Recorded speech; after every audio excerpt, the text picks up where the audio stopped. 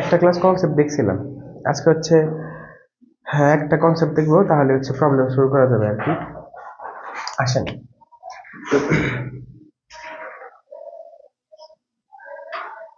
Heading দাও একাধিক বলের লব্ধি। একাধিক বলের লব্ধি কিভাবে বের করবো? তো একাধিক বলের লব্ধি দেখার আগে একটু এইটুকু দেখে নাও যে ধরো এই একটা বিন্দু বা এখানে একটা বস্তু আছে, এটা হচ্ছে আনুভূমিক অক্ষ আর এটা হচ্ছে উপাংশ অক্ষ। এটাকে বলতেছে হচ্ছে আমরা আনুভূমিক, আর এটা হচ্ছে উলম্ব বা লম্ব। সোজা কথা এটা এক্স অক্ষ, এটা ওয়াই অক্ষ। তো এই বিন্দুতে এই একটা বল পি কার্যরত আছে, এই বিন্দুতে আরেকটা বল কিউ এদিক বরাবর কার্যরত আছে। তাহলে যদি এই বস্তুর উপরে এই পি বল এবং এই কিউ বল কার্যরত থাকে, তাহলে এই দুই বলের লব্ধি কোন দিক বরাবর আছে? অবশ্যই এদের মাঝামাঝি কোনো একটা জায়গায়। ধরলাম এটা এই দিক বরাবর আছে, এটা হচ্ছে আমাদের আর। নর্মালি দেখবা যে গ্রাফগুলাতে বলগুলাকে একটা তীর চিহ্ন দ্বারা আর লব্ধিগুলোকে দুটো তীর চিহ্ন দ্বারা প্রকাশ করা হয়। দুইভাবে দেখাও তাহলে নিশ্চিত হবে যে এটা লব্ধি, নাও থাকতে পারে, তো যদি থাকে তাহলে নিশ্চিত হইলে যে লব্ধি। ধরে নাও এই পি বল এই আনুভূমিকের সাথে আলফা কোণ উৎপন্ন করে, তারপরে এই আর বল এই আনুভূমিকের সাথে থিটা কোণ উৎপন্ন করে, এবং এই কিউ বল এই আনুভূমিকের সাথে বিটা কোণ উৎপন্ন করে। মানে এই আনুভূমিকের সাথে এই পি বল এইটুকু কোণে আছে, কিউ বলটা আনুভূমিকের সাথে এই বিটা কোণে আছে, আর যে লব্ধি এই লব্ধির দিক হচ্ছে এই আনুভূমিকের সাথে থিটা কোণ। তাহলে বলো দেখি এই পি বলের কয়টা অক্ষাংশ আছে? দুইটা। যে কোনো একটা বলের দুটো অক্ষাংশ, কি কি? একটা হচ্ছে আনুভূমিক উপাংশ আর হচ্ছে উলম্ব উপাংশ। তো এই দিক বরাবর হচ্ছে এর আনুভূমিক উপাংশ কাজ করে, এই দিক বরাবর এর উলম্ব উপাংশ কাজ করে। সেম ভাবে কিউ এর বেলাও তাই, এই দিক বরাবর এর আনুভূমিক উপাংশ কাজ করে এবং এই দিক বরাবর তার উলম্ব উপাংশ কাজ করে। আচ্ছা ভাবো, যদি আনুভূমিকের সাথে একটা কোণ থাকতো, ধর হচ্ছে টি, একটা বল থাকতো, যদি এই বলের কি উলম্ব উপাংশ আছে? কমন সেন্স দিয়ে ভাবো, এই বলটা পুরোটা এই দিক বরাবর কাজ করতেছে, তাহলে এই দিক বরাবর কি সে কাজ করতেছে? করতেছে না তো। আর যদি বলো যে না ম্যাথমেটিক্যালি, তাহলে এই আনুভূমিকের সাথে এই বলের মধ্যবর্তী কোণ কত? 0 ডিগ্রি। তাহলে টি কস 0 ডিগ্রি, এটা হচ্ছে আনুভূমিক বরাবর। আর এই দিক বরাবর কি হবে বলো দেখি? টি সাইন 0 ডিগ্রি। এরকম ছিল না? যেমন ধরো এই একটা বল, ধরো এটা হচ্ছে আনুভূমিক, এটা হচ্ছে উলম্ব। এই একটা বল ধরো হচ্ছে পি, এইটুকু হচ্ছে আলফা। তাহলে এই বলের এই দিক বরাবর উপাংশ কি? P cos alpha. আর এই দিক বরাবর উপাংশ কি বলতো? P sine alpha. এগুলো জানি, এটা জানি তাই তো। তো যদি কোনো একটা আনুভূমিক বা উলম্ব বরাবর একটা বল ওই দিকে কাজ করে, তাহলে ওই বলের তার লম্ব বরাবর কোনো উপাংশ কাজ করে না। তাহলে এই বলের কার্যকর শুধু আনুভূমিক বরাবরই, উলম্ব বরাবর কোনো কার্যকতা আছে? নাই। যদি এই দিক বরাবর কোনো বল থাকে, এই বলটা শুধু এই দিক বরাবরই কাজ করবে, এই দিক বরাবর কি কোনো উপাংশ থাকবে? না, থাকবে না। এটা আমাদের এখানে কাজ নাই। তাহলে আসেন, তাহলে এই পি বলের এই দিক বরাবর উপাংশটা কি হবে? যদি এটুকু আলফা হয় তাহলে এটুকু তো আলফা, এটা কি হচ্ছে? P cos alpha. আর এটা কি হবে? P sine alpha. তুমি চাইলে এটাকে এভাবে লিখতে পারতা, ধরো এটা হচ্ছে বিটা, ধরো এটা হচ্ছে বিটা, এটা তো হচ্ছে এই আলফা কোণের জন্য দিলাম। আর যদি বিটা ধরি, এইটুকু বিটা ধরি, কোণ যদি এইটুকু চিন্তা করি, তাহলে এটা দেওয়া যেতে পারে পি কস বিটা, আর এটা দেওয়া যেতে পারে পি সাইন বিটা। তাহলে যেই কোণটা নিছি, মানে যেই কোণের সাথে ওই উপাংশ নেওয়ার সময় আমরা কি করব? কস নিব। আর যখন তার উল্টাটা হবে তখন কি নিব? সাইন নিব। বুঝা গেল? আচ্ছা, আরেকবার বলবো। আচ্ছা, এইখানে আগে যদি আঁকে দেখাই তাহলে তোমার সুবিধা হবে। ধরো পি একটা বল, এই পি বল এই উলম্ব উপাংশের সাথে বিটা কোণ উৎপন্ন করে, তাহলে এইবার কি হবে? উপাংশগুলো কি হবে? তখন এইখানে দিতে হবে হচ্ছে পি কস বিটা, মানে কসটাও এখানে চলে আসলো। তার মানে কি বুঝলাম, আমি যেই উপাংশ বের করবো ওই উপাংশের সাথে যদি কোণ থাকে ওই কোণ ইউজ করলে cos দিতে হবে। তাহলে যার সাথে যেই উপাংশ বের করবো তার সাথে কোণ থাকলে cos দিব, আর তার বিপরীত বা উল্টাটা কি দিব, sin দিব। তাহলে এটাকে এইভাবেও লেখা যায়। আচ্ছা, আনুভূমিক উপাংশ আর উলম্ব উপাংশ কিন্তু সর্বদা কি করে, 90 ডিগ্রি কোণ উৎপন্ন করে। এজন্য হয় কি, একটা কোণ দেওয়া থাকলে আমি চাইলেই আরেকটা বের করতে পারি, 90 মাইনাস ওইটা, বা দেওয়া আছে 30, তাহলে এটা 60। তোমার যদি কখনো দরকার পড়ে যায় না আমি এইভাবে cos দিয়ে বের করবো, তাহলে ওই যে বিয়োগ করে বের করে নিবা। ঠিক আছে, এটা ফুল সলভ, এইভাবে তুলে ফেলো। আচ্ছা এরকম থাক, পরে তোলো, পরে তোলো, যে বুঝাইতে থাকি। তাহলে এই পি বলের এই দিক বরাবর উপাংশ হচ্ছে পি কজ আলফা, এই দিক বরাবর উপাংশ হচ্ছে পি সাইন আলফা। আচ্ছা বুঝতে পারবা?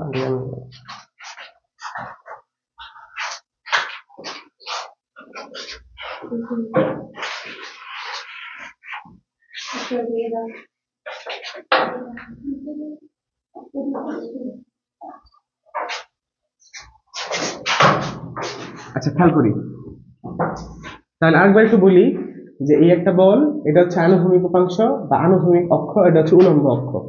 তাহলে এই বলের আনুভূমিক উপাংশ হচ্ছে, যদি এটা কোন আলফা হয় পি কজ আলফা, আর এটা হচ্ছে পি সাইন আলফা।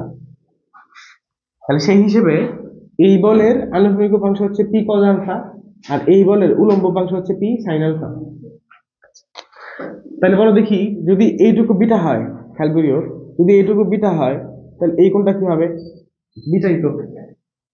তাহলে এই কিউ বলের এই দিক বরাবর উপাংশটা কি হবে, কিউ কজ কজ বিটা, আর এই দিক বরাবর উপাংশ কি হবে, কিউ কিউ সাইন বিটা। এটা হচ্ছে, আচ্ছা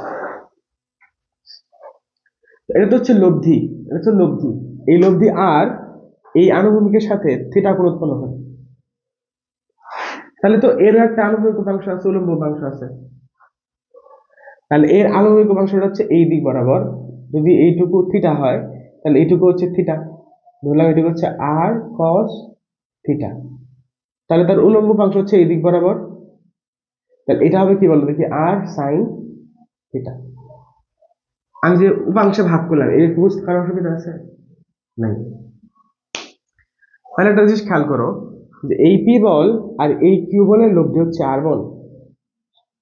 তাহলে এই পি বলের যে আনুভূমিক উপাংশ এবং এই কিউ বলের যে আনুভূমিক উপাংশ, যদি এটাকে যোগ করি তাহলে এই লব্ধির আনুভূমিক উপাংশ সমান হওয়া উচিত না? তাহলে আবার লব্ধি বললাম কিভাবে?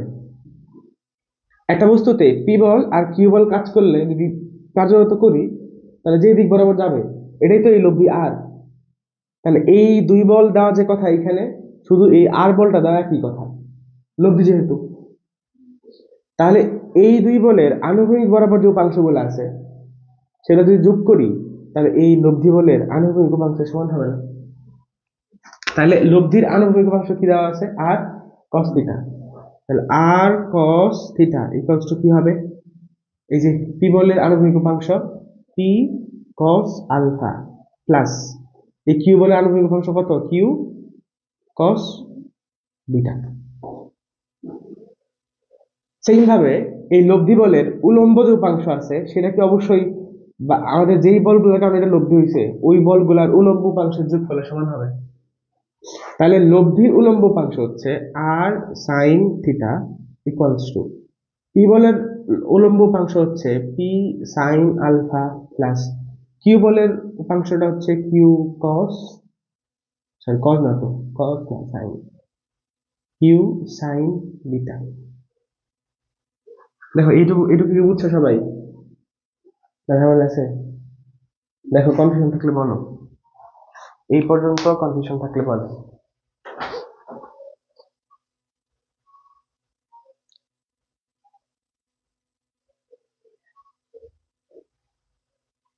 আচ্ছা ঝামেলা আছে নাই?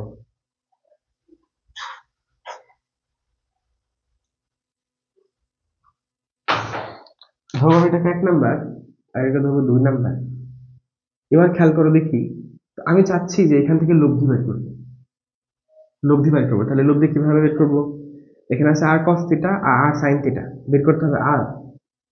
আমি যদি এক নং স্কোয়ার প্লাস 2 নং স্কোয়ার করি, তাহলে এখানে হচ্ছে R square cos square theta plus এখানে হচ্ছে R square sine square theta.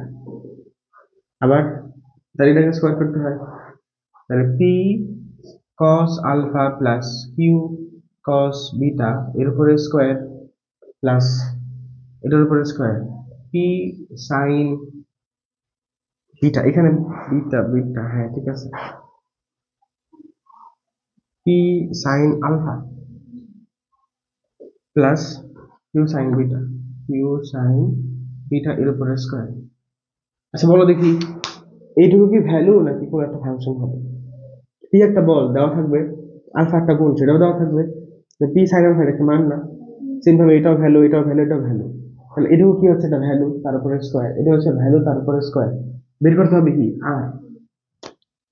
তো যদি এখানে আমরা আর স্কোয়ারটা কমন নেই, তাহলে কি হচ্ছে কস square theta plus sign square theta equals two, এখানে একটা ভ্যালু পাওয়া যাবে, তাহলে এই যে আর স্কোয়ার ইকুয়ালস টু এইটুকু কি ওয়ান না বলো, ওয়ান, তাহলে এই ভ্যালুটা, সুতরাং আর সমান রুট করলে যা আসে তাই। এইভাবে আমরা কি পাবো, আর পাবো আর লব্ধি।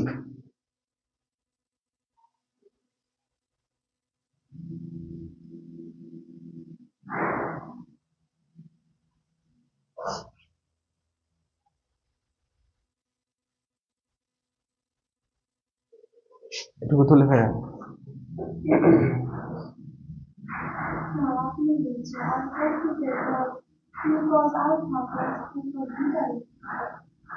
এই যে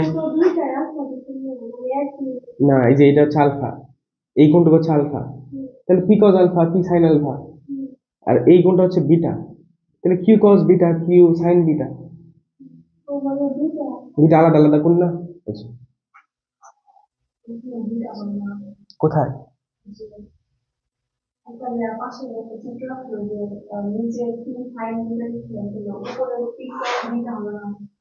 মানে এখানে বলতেছ এইটাতে, হ্যাঁ এই যে পি কস এই কোণটা নিছি না, আচ্ছা তো কারেকশন করে নাও, পি কস বিটা, এটা হচ্ছে পি সাইন বিটা। এবার তো তোলা শেষ, আচ্ছা মুছে দিলাম, ওকে তোলো তাড়াতাড়ি।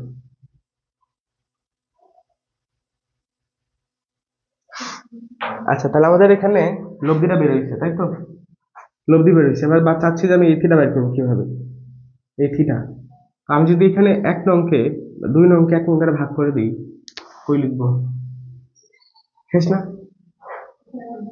আচ্ছা তুলো তুলো সমস্যা নেই, তুলো। তো তাহলে এইবার আমরা হচ্ছে 2 নংকে এক নং দ্বারা ভাগ করব, দেখো ধরো 2 ভাগ 1, তাহলে কি হবে আর সাইন থিটা ডিভাইডেড আর কস থিটা, এখানে কি হচ্ছে এই পুরো একটা ভ্যালু আর এখানে একটা ভ্যালু আছে, তাহলে এই আর আর কাটা যায়, থাকে কি বলো দেখি, এখানে ট্যান থিটা ইকুয়ালস টু ভাগ করলে কিছু একটা পাওয়া যাবে, তাহলে এখান থেকে থিটা মানটা পাওয়া যাবে না বলো, পাওয়া যাবে না, পাওয়া যাবে, এটা তুলে ফেলো। আচ্ছা আমরা করতেছিলাম হচ্ছে একাধিক বলের লব্ধি, তো আমরা এখানে ব্যবহার করছি মাত্র 2টা বল, তো এখানে একাধিক বল দেওয়া থাকবে 3টা 4টা 5টা এরকম, তো এবার দেখবো যে ওইভাবে কিভাবে করবো আমরা।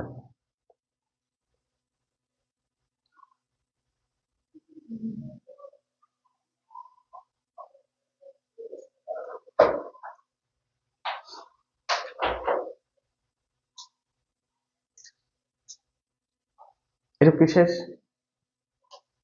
আচ্ছা আসেন চিত্রটা মুছে দিলাম, হ্যাঁ এবার ভাবো যদি একাধিক বল দেওয়া থাকে, যে অনেকগুলা বল আছে, ধরো এই বিন্দুতে এটা হচ্ছে আনুভূমিক, এটা হচ্ছে আনুভূমিক আর এটা হচ্ছে উলম্ব অংশ। তো আমি এবার ধরলাম যে এখানে একটা বল আছে, ধরো হচ্ছে P1, এখানে একটা বল আছে ধরো হচ্ছে P2, এখানে একটা বল আছে ধরলাম হচ্ছে P3, এইখানে একটা বল আছে ধরলাম হচ্ছে P4, বলতেছি যে এই বলগুলোর লব্ধি কত, এই বলগুলোর লব্ধি বের করতে হবে তোমার। আচ্ছা বললাম এই দিক বরাবর একটা বল আছে, ধরো এই দিক বরাবর একটা বল দিই, হ্যাঁ তাহলে এটাকে P1 দিই, এটাকে 2 দিই, এটাকে 3 দিই। তাহলে তোমাদের আরেকটা কনসেপ্ট ক্লিয়ার হবে এটার মাধ্যমে। এটাকে আমরা এটাকে P5 দিই, এটাকে P6 দিলাম। তাহলে 6টা বল আছে, 6টা বলের কি চাচ্ছি আমি? লব্ধি। যে এই 6টা বল যদি কোনো একটা বিন্দুতে বা কোনো একটা বস্তুতে কার্যরত থাকে, তাহলে তার লব্ধি কত হবে? আমি ধরে নিব একটা লব্ধি, ধরলাম এটা হচ্ছে আমাদের লব্ধি আর। এখন কথা হচ্ছে এই সবগুলা বলে লব্ধি যে এদিক বলবো আমি কি জানি? জানি না তো, ধরে রাখলাম। মধ্যবর্তী কোণ দিলাম, ধর হচ্ছে থিটা। কারণ থিটা তো 30 ডিগ্রি হইতে পারে, 120 ডিগ্রি হইতে পারে। তো ওই থিটা ডিফাইন করবে আসলে এটা কোথায় আছে, এখানে আছে নাকি অন্য কোথাও জায়গায় আছে। আমি ধরে রাখলাম এখানে আছে থিটা কোণে, ঠিক আছে।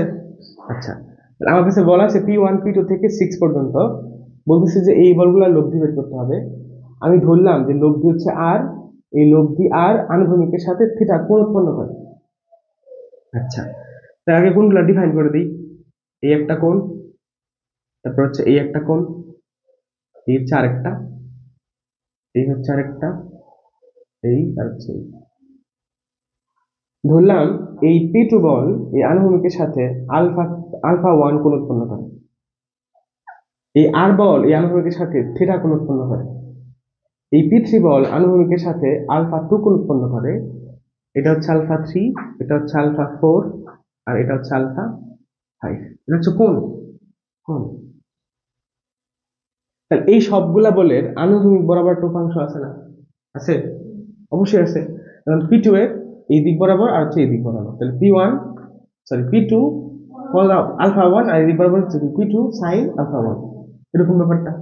এভাবে সবগুলারই কি এরকম আনুভূমিক উপাংশ আছে না? আর এই লব্ধির আনুভূমিক উপাংশ কি বলো দেখি? আর cos থিটা। আর এই লব্ধির উলম্ব উপাংশ কি? আর sin থিটা। তাহলে বলো দেখি আর cos থিটা কি হবে? তাহলে হচ্ছে এবার এই P1 কে কি করবে? তো P1 এর এই দিক বরাবর উপাংশ কি হবে? P1 cos, একটা কোণ, দেখুন তো জানি আনুভূমিকের সাথে এই P1 কত কোণ উৎপন্ন করে? 0 ডিগ্রি। তাহলে P1 cos 0 ডিগ্রি প্লাস, তাহলে P2 cos alpha 1 plus P3 cos P3। এই P2 বল এই বলের সাথে আলফা 1 কোণ উৎপন্ন করে না? কোনটা মনে হয় টি করে দিলে সুবিধা হতো না? মিলে মিলে দিলে সুবিধা হতো নাকি? হুম? তাহলে এক কাজ করি, ধরলাম এটা আলফা 1 কোণ উৎপন্ন করে P1 বল, তাহলে এটা কি হবে? আলফা 2। এটা কি হবে? আলফা 3। এটা কি হবে? আলফা 4। এটা কি হচ্ছে? আলফা 5। এটা আলফা 6। তো আলফা 1 এর মানটা আমরা জানি 0 ডিগ্রি, ঠিক আছে। তাহলে এখানে আলফা 2 দিলাম, তাহলে আলফা কি হবে? P3 কি হবে? cos alpha 3 plus P4 cos alpha 4 plus P5 cos alpha 6 plus, তাহলে 6 দিন 5 দিন দিব, P6 cos আলফা 6। এটা কি পাইছি? এটা হচ্ছে আমাদের লব্ধির আনুভূমিক উপাংশ। বাকি যতগুলা বল আছে সবগুলা বলের আনুভূমিক উপাংশ যোগ করে লিখছি। আর সাইন থিটা কি হবে বলো দেখি? তাহলে এবার উলম্ব উপাংশ নিব, উলম্ব উপাংশ নিব। একটা জিনিস খেয়াল করছো একটু, আমি যেটা দেখলাম যে যেখানে যেখানে কস ছিল সেখানে সেখানে সাইন দিলেই হয়ে গেছিল, হয়তো না? তাহলে খেয়াল করি, P1 এর আনুভূমিক উপাংশ হচ্ছে P1 cos 0 ডিগ্রি, তাহলে P1 এর উলম্ব উপাংশ কি হবে? P1 sin 0 degree. sin 0 degree মান 0, তাহলে এই মানটা কি হয়ে গেল? 0। কেন বলো দেখি? এটা তো এই দিক বরাবরই কাজ করতেছে না? আচ্ছা, আমরা চাইলে এখানে P5 এর জায়গায় 180 লিখতে পারতাম না? যদি এখানে 180 লিখি, যদি এখানে আমরা 180 লিখি তাহলে দেখো ব্যাপারটা কিরকম হয়। লিখলাম 180 ডিগ্রি, cos 180 মান কত? -1, -1। খেয়াল করিও, আমি নিতেছি হচ্ছে আনুভূমিক বরাবর, আমি নিতেছি হচ্ছে আনুভূমিক বরাবর, কিন্তু এই বলটা আনুভূমিকের বিপরীত দিকে আছে। এজন্য কি হয়ে গেছে দেখো, শেষ পর্যন্ত P5টা বিয়োগ হয়ে গেছে। দেখছো ব্যাপারটা? তো আমরা কোনো কিছু টেনশন করবো না। আমরা জানি যে একটা আনুভূমিক উপাংশ হচ্ছে P cos আলফা, উলম্ব অংশ P sin আলফা। আমি ওইভাবেই দিব, একবারে এইখান থেকে কোণ নিব, মাইনাস টাইনাস বিপরীত চিপরীত যা আসে ওটার মধ্যেই চলে আসে, আমরা আলাদা করে চিন্তা করার দরকার নাই, ঠিক আছে। P1 sin 0 ডিগ্রি, তাহলে P2 কি হবে? sin আলফা 2 প্লাস P3, এই যে P3 এটা হচ্ছে আনুভূমিক উপাংশ, এটা হচ্ছে উলম্ব উপাংশ। উলম্ব উপাংশ কি হচ্ছে P3 সাইন এই কোণটা কত আলফা 3, তাহলে P3 সাইন আলফা 3 প্লাস এভাবে P4 sine alpha 4 plus P4 এবার যদি সাইন দাও 180, তো সাইনের 180 ডিগ্রি মান কত 0, তাহলে এই টার্মটা কি হয়ে গেল 0 হয়ে গেল। ভাবো তো এই বলটা তো এই দিক বরাবর কাজ করতেছে পুরোটাই, তো এই বলের কি এই দিক বরাবর কোনো কার্যরত থাকবে? যেমন ধরো তুমি এখানে দাঁড়িয়ে আছো, তোমাকে ডিরেক্ট এই দিক বরাবর ধাক্কা দিতেছে, তুমি কি এদিকে যাবে নাকি? তোমাকে তো একটা বলে দাস এইদিকে ধাক্কা দিতেছে, তুমি কি এইদিকে যাবে না? ধরো এইদিকে ধাক্কা দিতেছে, তুমি কি এইদিকে আসবে না? যখন তোমাকে হচ্ছে এই দিক বরাবর ধাক্কা দিব তখন সেটা তুমি ভাগ হয়ে যাবা। এই বলটা জাস্ট এই দিক বরাবর কার্যরত আছে, আমি নিতেছি that উল্টা বরাবর, তাহলে কি এটা এই দিক বরাবর কোনো পার্শ্ব কাজ করে? কমন সেন্স দিয়ে বলতেছি এটা। আর ম্যাথমেটিক্যালি বললে এই যে এটা তার সমান P4 সাইন 180 মানে 0, তাহলে এটা 0। এবার আসি তাহলে P5 sine alpha 5 plus P6 sine alpha 6, তাহলে আমরা এখানে কি পাইছি আর cos থিটা পাইছি আর আর sin থিটা পাইছি। এবার চাচ্ছি যে আমি লব্ধি বের করবো, তাহলে কি করা যায় লব্ধি? ধরো এটা হচ্ছে 1 নম্বর ইকুয়েশন, এটা হচ্ছে 2 নম্বর ইকুয়েশন, তাহলে 1 স্কয়ার প্লাস 2 স্কয়ার হতে r square cos square theta plus r square sin square theta, এই পুরোটাকে একটা তো ভ্যালু দেখে স্কয়ার করলে একটা মান পাওয়া যাবে, প্লাস এই পুরোর একটা ভ্যালু দেখে স্কয়ার করলে আরেকটা মান পাওয়া যাবে। তাহলে r স্কয়ার যদি কমন নিয়ে নিই তাহলে হবে cos square theta plus sin square theta, value পাওয়া যাবে, এটা হচ্ছে 1, তাহলে r equals to root over এই যে ভ্যালুটা পাবো সেটাকে রুট করে দিই। এটা হচ্ছে আমাদের লব্ধির মান। এবার চাচ্ছি হচ্ছে কোণ বের করবো, তাহলে এবার আমি 2 নংকে 1 নং দ্বারা ভাগ করে দিব, তাহলে r sin theta divided r cos theta equals to তাহলে ওই পুরো একটা মান ডিভাইডেড এই ফুল ভ্যালুটা, তাহলে r কাটা যায় থাকে হচ্ছে tan theta, tan theta equals two একটা ভ্যালু পাবো, theta equals two tan inverse যে ভ্যালু পাবো সেটা। এইভাবে আমরা হচ্ছে একাধিক বলের লব্ধি বের করব।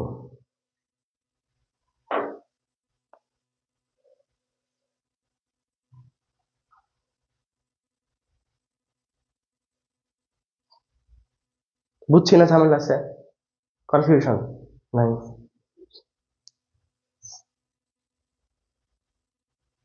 দাও দেখি একটু বইটা।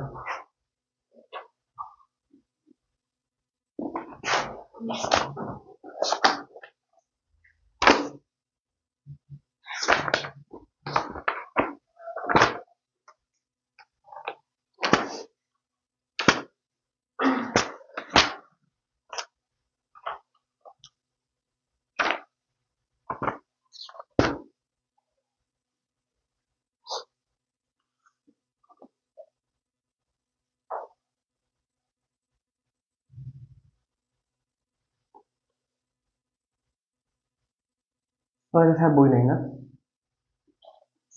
না।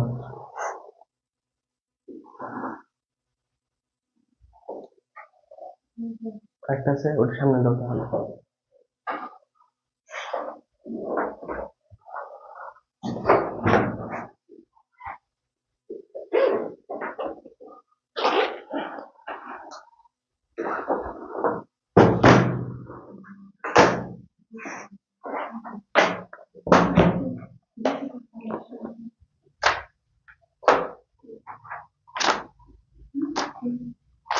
তোমাদের 8A এর শর্টটা দিয়ে দিছি গ্রুপে, সবাই ডাউনলোড করে দিও।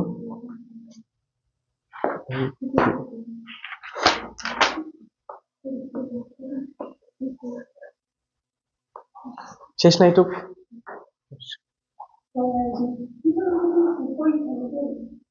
ত্রিকোণমিতি বলতে বিপরীত ত্রিকোণমিতি?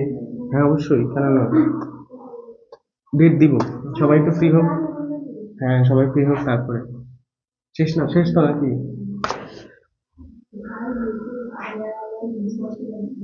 হ্যাঁ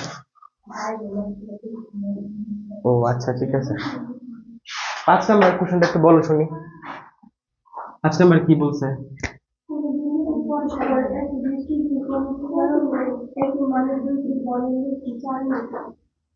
খেয়াল করি ওরা বলতেছে প্রশ্নে যে দুটি সমান বল ধরলাম হচ্ছে পি আর পি, 120 ডিগ্রি কোণে ক্রিয়ারত থাকলে তো ওদের লব্ধি হচ্ছে কত বলছে? 4 নিউটন না?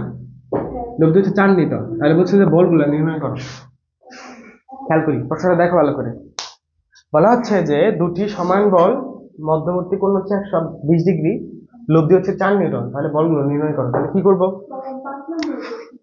হ্যাঁ 5 নম্বরই তো।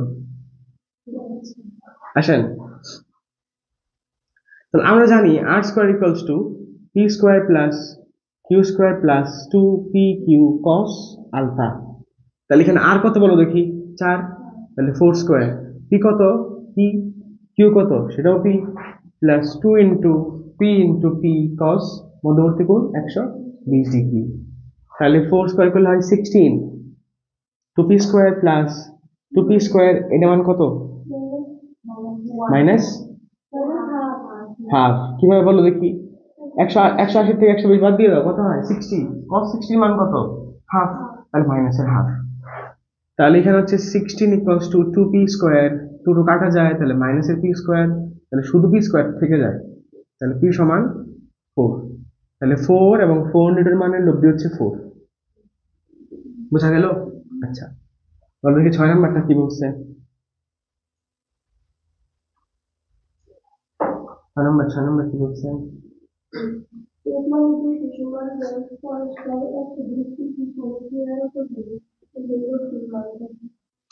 বলো কত হবে? তাহলে অ্যান্সারটা হচ্ছে এটা এটা এটা এস, এটা হচ্ছে এস। এস মানে দুটি সমান বল পরস্পর 120 ডিগ্রি কোণে ক্রিয়ারত আছে, তাহলে লব্ধি কত? তাহলে এই লব্ধিটা কি নির্দিষ্ট কোনো ভ্যালু বের হবে? না, এটার লব্ধিটা বের হবে কি? Root over of A square plus 2 into S cos কত? 120। তাহলে root over of 2a square plus, তাহলে এখানে কি আসবে? মাইনাসের স্কোয়ার, তাহলে root over of A square, তাহলে হচ্ছে এস। তাহলে দুটি সমান বলের লব্ধি এস যদি 120 ডিগ্রি মধ্যবর্তী কোণ হয়।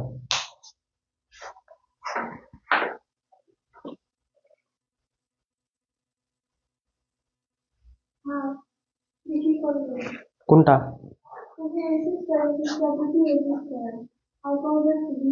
মাইনাসের হাফ।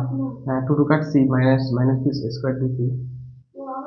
হ্যাঁ আচ্ছা, তুলছ? এটা তুলছ? বুঝি নেই। হ্যাঁ তানিশা, কি বোঝা নেই? বুঝছো?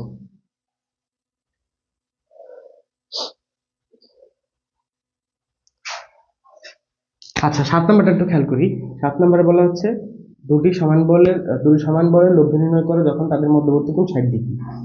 মধ্যবর্তী কোণ 60 ডিগ্রি। কি বলছে? দুটি সমান বলের লব্ধি নির্ণয় করো, তাদের মধ্যবর্তী কোণ 60 ডিগ্রি। আমি ধরলাম সমান বলগুলো হচ্ছে পি আর পি। তাহলে আর ইকুয়ালস টু কি হচ্ছে? Root over of P square plus 2p square cos 60।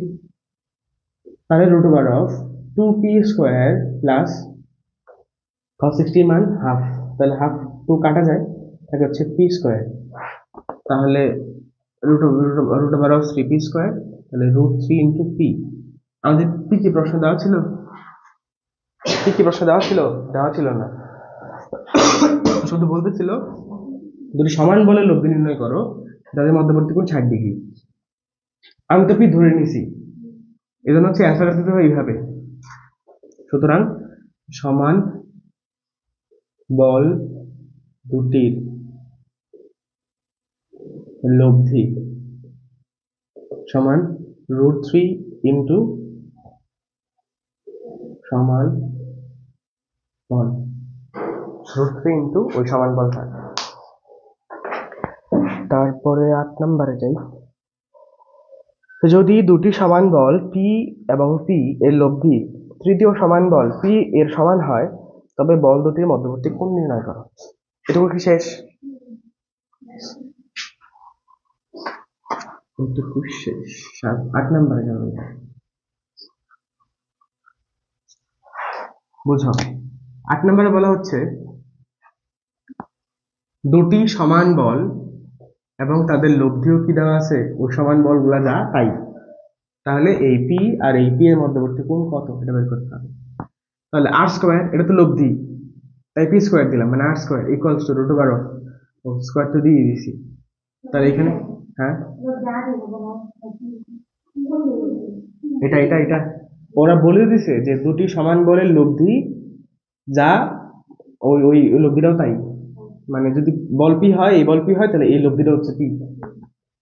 তাহলে পি স্কোয়ার ইকুয়ালস টু, মানে লব্ধি স্কোয়ার ইকুয়ালস টু এই বলের স্কোয়ার প্লাস এই বলের স্কোয়ার প্লাস 2 ইন্টু বল দর গুণফল ইন্টু কস আলফা। তাহলে পি স্কোয়ার ইকুয়ালস টু এখানে হচ্ছে 2p স্কোয়ার প্লাস এখানেও 2p স্কোয়ার কস আলফা। তাহলে 2p square cos alpha equals to, এটাকে এই পাশে আনলে হয় মাইনাসের পি স্কোয়ার, তাহলে কস আলফা ইকুয়ালস টু মাইনাসের P square by 2p square, তাহলে মাইনাসের হাফ 120 ডিগ্রি। একটা লাইন লিখে দিয়েছিলাম মনে আছে ওই যে শুরুর দিকে, এটা কিন্তু এই যে এই শর্টকাটটাই ছিল আর কি। 8 নাম্বার গেল, তারপরে যেমন 9 নাম্বারটাতে 8 5 মানে দুটি বল 60 ডিগ্রি করে যেত হবা বলবে। ইজি ইজি কোশ্চেন দেওয়া আছে শুরুর দিকে, বলতেছে যে 8 নিউটন এবং 5 নিউটন মানে দুটি বলের মধ্যবর্তী কোণ 60 ডিগ্রি, তাহলে লব্ধি কত? সিম্পল, তাহলে কি হবে বলো দেখি, 8 square plus 5 square plus 2 into 8 into 5 কস 60, এখান থেকে যা আসে তাই।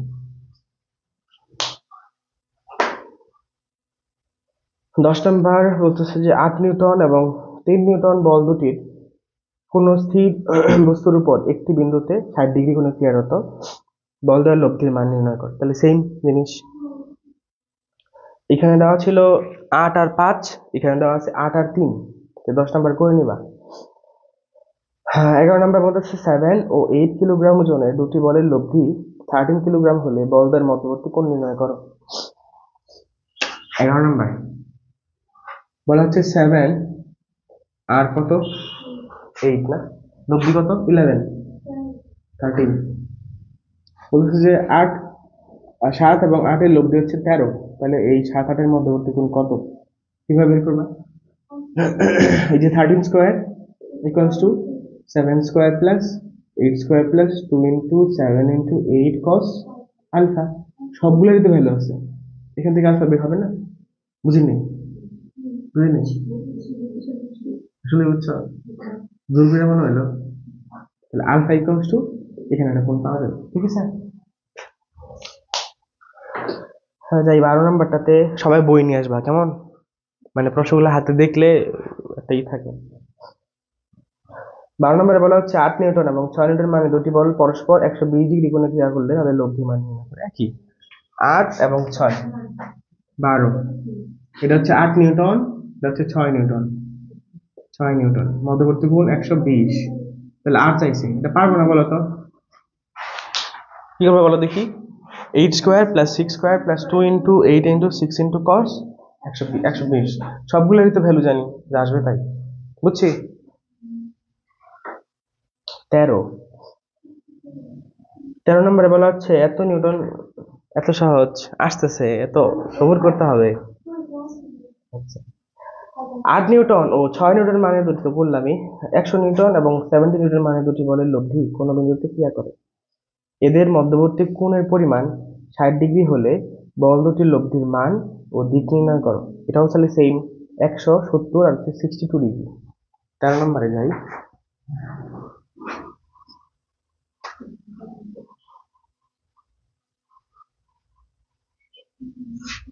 কাটিং আসে,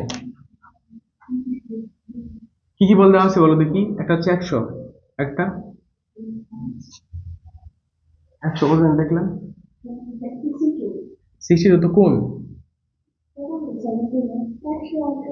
70, বলতেছে যে এটার লব্ধি কত আর দিক কত, তো ধরলাম হচ্ছে লব্ধি আর, রুট ওভার অফ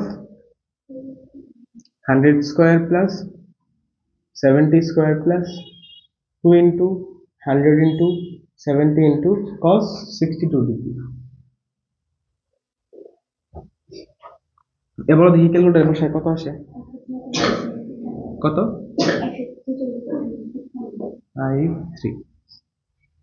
এবার চাচ্ছি যে এর লব্ধি কি বলে দিক কত হবে, ধরলাম এটা হচ্ছে আমাদের আর বল, এই আর বল ধরলাম এই 180 সাথে কি বলে সরি এই 100 এর সাথে থিটা গুণ উৎপন্ন করছে, এর দিকটা কি হবে, মনে আছে tan থিটা ইকুয়ালস টু যার সাথে কোণ তাকে আমরা কি রাখি, আলাদা রাখি, সিঙ্গেল রাখি, প্লাস 70 cos আলফা, আলফা কত 62 ডিগ্রি, আর উপরে কি হয় 70 sin 62 ডিগ্রি। তাহলে বলো দেখি এইটুকু কি আসে।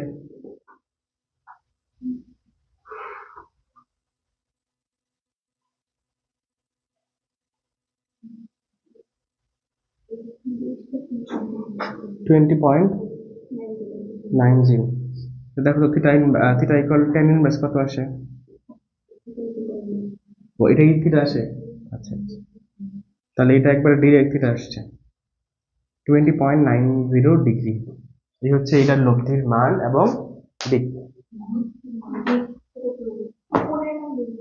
দেখতে দিক, ও আচ্ছা বলি এইভাবে লিখবা, বলবো যে লব্ধি, লব্ধি 100 নিউটন বল, এটাকে বল দেওয়া আছে না, বলের সাথে 20.90 ডিগ্রি কোণ উৎপন্ন করে। কথা হচ্ছে এটা দিক কিভাবে বোঝাচ্ছে, তো এটা তো এই দিক বরাবর আমি জানি, এটাও এই দিক বরাবর জানি, তাহলে এটা কোন দিক বরাবর সেটা হচ্ছে জানা জরুরি। আমি যদি বলে দিই যে এটা 100 নিউটন বলের সাথে দিক কোণে যায়, তো তুমি তুমি তো বুঝবা না কোন দিকে গেছে যাইতেছে, এই জন্য দিক বের হলো এটা। তাহলে এইভাবে শেষে লিখে দেবা লব্ধি এত বলের সাথে 100 নিউটন ছিল, 100 নিউটন বলের সাথে এত কোণ উৎপন্ন করে, এটুকু দিলেই হবে।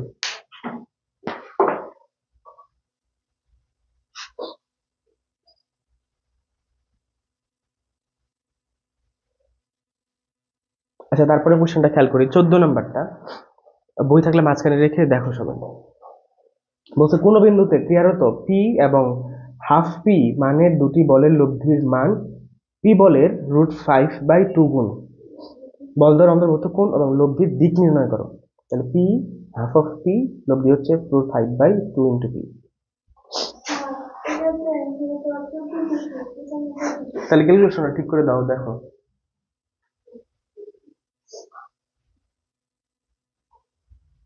170 আর 62 না, ও দেখি 70 62 ডিগ্রি বাই 100 প্লাস 70 62 ঠিকই আছে, ক্যালকুলেশন ঠিক করলে হবে। পি হাফ অফ পি করতে থাকো, এর ক্যালকুলেশনটা দেখো আবার, হ্যাঁ আমি হচ্ছে 14 এর চিত্রটা আঁকি।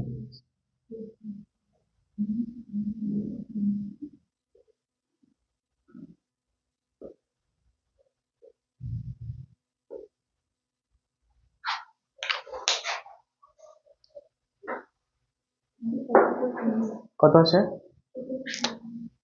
24.94 ডিগ্রি, তাহলে এখানে লিখবা 24.94 ডিগ্রি। আচ্ছা পরেরটা খেয়াল করি, 14 নম্বরটাতে 14 নম্বর বলতেছিল যে পি বল এবং হাফ পি বলের মানের দুটি বলের লব্ধি পি বলের √5/2 গুণ। তাহলে পি বল এই হাফ অফ পি বল, এদের যে লব্ধি সেটা পি বলের √5/2 গুণ ছিল, এই যে লিখছি তাই। বলতেছে যে এই পি বল এবং হাফ পি বলের কি লব্ধি বের করতে বলছে নাকি দিক বের করতে বলছে,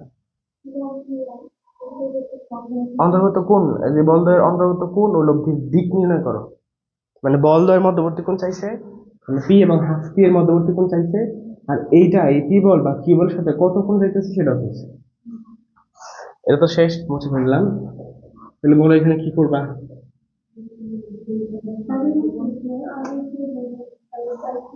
হ্যাঁ সেম, √5/2p তার উপরে স্কোয়ার ইকুয়ালস টু, তাহলে P square plus half of P তার উপরে square plus 2 into P into half of P cos alpha, ধরলাম এদের মধ্যবর্তী কোণ আলফা।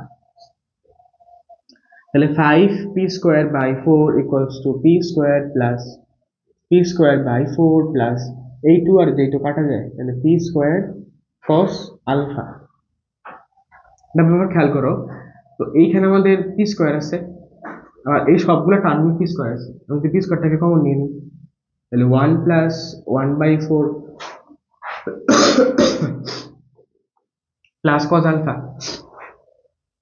এই পি স্কোয়ার কাটা যায়, থাকে হচ্ছে 5/4 ইকুয়ালস টু এখানে 4 5 এইটুকু 1 প্লাস 1/4 হচ্ছে 5/4 প্লাস কস আলফা।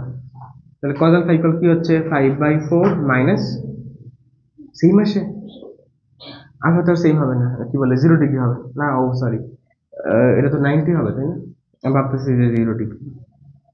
তাহলে আলফা কত হচ্ছে 90 ডিগ্রি। তাহলে এই হাফ পি এবং হচ্ছে পি বলের মধ্যবর্তী কোণ 90 ডিগ্রি। এবার বের করতে হবে হচ্ছে এই √5/2p এর সাথে এটা কত কোণ উৎপন্ন করে, এটা বের করতে হবে। এটা তো লাগে বলছি। তাহলে বলো দেখি এটা কিভাবে বের করবা, এদের মধ্যবর্তী কোণ tan থিটা। তাহলে tan থিটা ইকুয়ালস টু কি হয়, এটা হচ্ছে আমাদের থিটা, তাহলে মধ্যবর্তী কোণ tan থিটা বের করার ফর্মুলা হচ্ছে, ধরলাম এর সাথে আমরা থিটা ধরছি যেহেতু, তাহলে p plus half of P cos, এবার তো এটা বের করে ফেলছি না 90 ডিগ্রি, আর উপরে কি হবে হাফ অফ সাইন 90 ডিগ্রি। তাহলে tan থিটা ইকুয়ালস টু, আর সাইন 90 হচ্ছে 1, তাহলে হাফ অফ পি থেকে যায় p প্লাস cos 90 মানে হচ্ছে 0, তাহলে এটা 0 হয়ে গেল। এই পি আর হচ্ছে এই পি কাটা যায়, তাহলে tan theta equals to half. বলো দেখি তাহলে থিটা কি আসে, tan ইনভার্স হাফ কি আসে 26.56 ডিগ্রি। আচ্ছা, আমরা কিন্তু এর আগে কোনগুলা বা ভগ্নাংশের মানগুলা কিন্তু সবসময় ভগ্নাংশ আকারে রাখতাম বা ভাঙাইতাম না কখনো, কিন্তু স্মৃতিবিদ্যায় দেখবা যে এগুলা পয়েন্ট আকারে আমরা অ্যান্সার গুলা দিব, ঠিক আছে, স্মৃতিবিদ্যাতে পয়েন্ট আকারেই দিবা, সমস্যা নেই, বরং এটাই স্ট্যান্ডার্ড। আর আগেগুলাতে না ভাঙায় ভগ্নাংশ আকারে দেওয়াটাই স্ট্যান্ডার্ড, বুঝছি তো। আচ্ছা, 14 নম্বর গেল।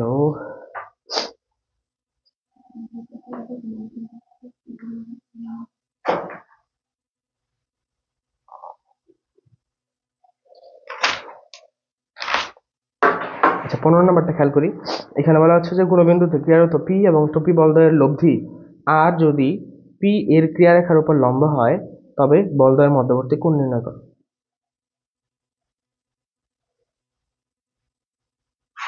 কোন বিন্দুতে ক্রিয়ারত পি এবং টুপি বলদ্বয়ের লব্ধি আর যদি পি ক্রিয়ারেখার উপর লম্ব হয়, তাহলে চিত্রটা হবে এরকম 14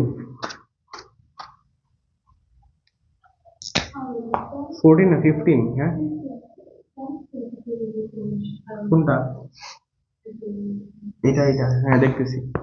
ধরো এটা হচ্ছে পি বল, আর এটা কি বল আছে টুপি বল বলতেছে লব্ধিটা হচ্ছে এটার উপর লম্ব, আর কি দেওয়া আছে লব্ধি হচ্ছে এটার উপর লম্ব। 15 নম্বর না, কোন বিন্দুতে ক্রিয়ারত পি টুপি বলদ্বয়ের লব্ধি আর যদি পি ক্রিয়ার উপর লম্ব হয় তবে বলদ্বয়ের মধ্যবর্তী কোণ নির্ণয় করো। বলো কি করবা, আমার কাছে এই যেটা আছে এটা হচ্ছে 90 ডিগ্রি, দরকার কি বলো যে এই যে আলফাটা দরকার।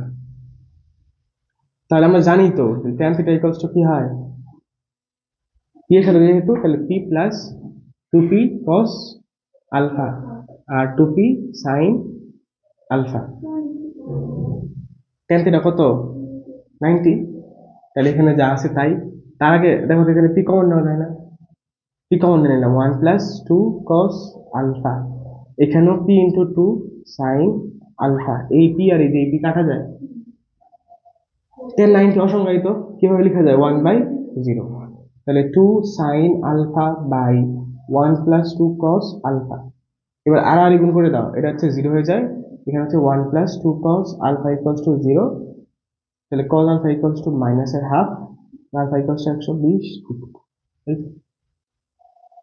আমি না বলছিলাম এই প্রবলেমটা লিখে দিচ্ছিলাম যে যদি একটি বল অপরটির দ্বিগুণ হয় এবং যদি লব্ধি ছোট বলটির উপর লম্ব হয় তাদের মধ্যবর্তী কোণ 120 ডিগ্রি, এটা ঠিক এইভাবে লিখছিলাম আসলে, ঠিক আছে। এখানে 4টা ইনফরমেশন আছে, এই বল পি, এই বল টুপি, মানে একটা দ্বিগুণ বা একটা ছোট হইলে ওটা অর্ধেক করতে হবে। মধ্যবর্তী এই যে আর এর সাথে এটা 90 ডিগ্রি উৎপন্ন করে, আর হচ্ছে আলফা হচ্ছে 120 ডিগ্রি। চারটা ডাটা দেওয়া আছে, যে কোনো একটা মেশিন থাকবে এমসিকিউতে, ওটা আমরা বের করব, ঠিক আছে।